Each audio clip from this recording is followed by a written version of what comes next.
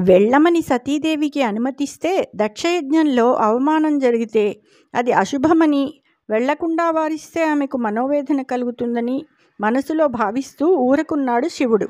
అయితే సతీదేవి కోపంతో వివేకం కోల్పోయి తన సగం శరీరం ఇచ్చిన శివుని విడిచి మూఢతతో తండ్రిని చూడాలనే వేడుకతో యజ్ఞానికి బయలుదేరింది.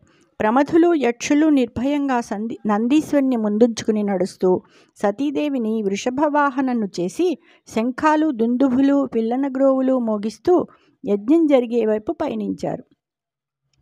మనమున మోదమందుచు నుమాతరుణీమణిగాంచెజారుమృత్కనక కుశాజినాయ సనికాయ వినిర్మిత పాత్రసీమ మున్ననుపమ వేద ఘోష సుమహత్ పశుబంధన కర్మ భూమమున్ ముని విబుధాభిరామము సముజ్వల హోమము యాగధామమున్. సతీదేవి ప్రమథగణాలు యజ్ఞశాలను చూశారు.